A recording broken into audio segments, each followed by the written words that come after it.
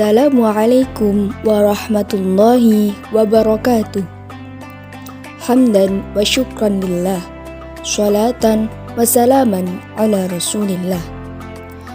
Rasulullah sallallahu alaihi wasallam bersabda, khairun nas anfa'uhum linnas. Sebaik-baiknya manusia adalah manusia yang dapat bermanfaat bagi yang lainnya. Dari dalil di atas, kita semua tahu bahwa sebaik-baik manusia adalah yang bermanfaat bagi manusia yang lainnya. Maka, izinkanlah saya untuk menyampaikan sedikit informasi tentang penggunaan yang tepat dalam menggunakan sosial media dan handphone. Ada 3 kebijakan yang baik dan benar dan tentunya sangat bermanfaat khususnya bagi pelajar masa pandemi dalam menggunakan sosial media dan handphone. Yang pertama, sosmed bermanfaat untuk kegiatan berdakwah. Sesuai dengan dalil dalam Al-Quran Surah Ali Imran ayat 104 yang berbunyi, A'udzu billahi minasy syaithanir rajim. Waltakum minkum ummatun yad'una ilal khairi wa ya'muruna bil ma'rufi wa yanhauna 'anil munkar wa ulaika humul muflihun. Yang artinya, dan hendaklah ada di antara kamu segolongan umat yang menyeru kepada kebajikan, menyuruh kepada yang ma'ruf dan mencegah dari yang mungkar. Merekalah orang-orang yang beruntung. Nah, dari dalil tersebut, kita dapat menafsirkan dengan teknologi yang serba ada, sosmed dapat digunakan untuk media berdakwah.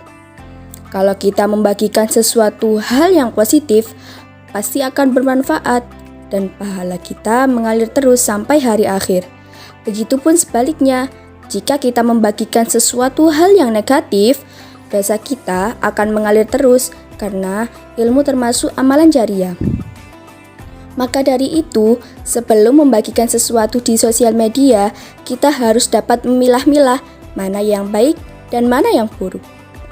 Jika kita mau membagikan yang berisi dalil hadis, harus benar-benar dicek dulu apa dalil hadis tersebut sudah sahih. Apa udah benar? Kalau udah benar, silakan share. Jika kita memanfaatkan sosial media dengan baik, maka kita juga mendapat pahala dan mengambil keuntungannya. Yang kedua, handphone bermanfaat untuk mencari ilmu, atau di era pelajar sekarang terkenalnya dengan sebutan daring. Perintah menuntut ilmu sesuai dengan dalil dalam hadis, Thalabul ilmi faridatun ala kulli muslimin wal muslimat, yang artinya menuntut ilmu itu wajib bagi setiap muslim dan muslimah. Dari dalil tersebut, kita dapat menafsirkan bahwa mencari ilmu itu wajib bagi semua kaum muslim. Nah, dengan dikaitkan pada zaman sekarang ini, media sosial atau internet sangat berguna bagi kita sebagai pelajar. Contohnya saja, di masa pandemi seperti ini, sekolah kita melakukan pembelajaran secara online atau daring. Banyak juga seminar-seminar maupun kajian yang diadakan secara online.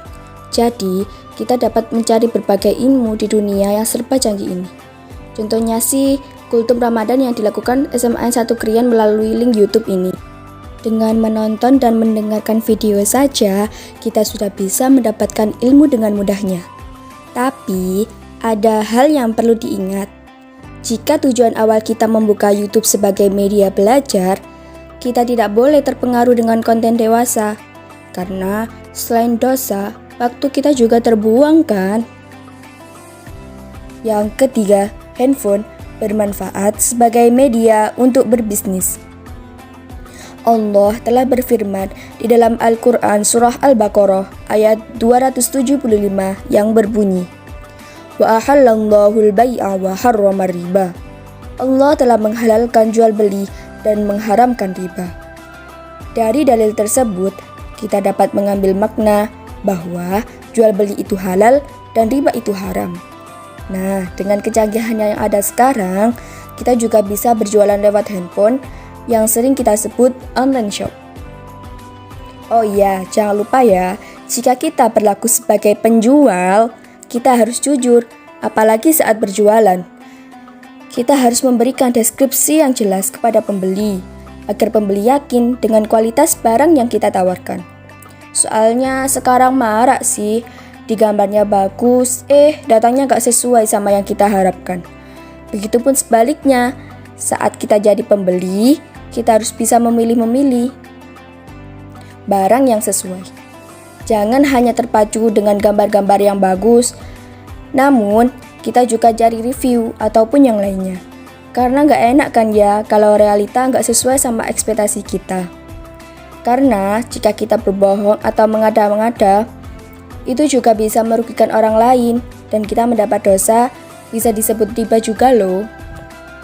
Dari semua penjelasan di atas, kita semua tahu jika kita menggunakan handphone dengan baik, maka kita akan mengambil keuntungan dan hikmah sendiri. Semua kembali pada kita, bagaimana cara kita menahan diri untuk menggunakan teknologi dengan tidak berlebihan dan tentu saja dapat memberikan manfaat bagi si pengguna. Mungkin itu saja penjelasan dari saya. Apabila ada salah kata, mohon maaf sebesar-besarnya. Wallahu muwaffiq ila aqwamit thoriq. Wassalamualaikum warahmatullahi wabarakatuh.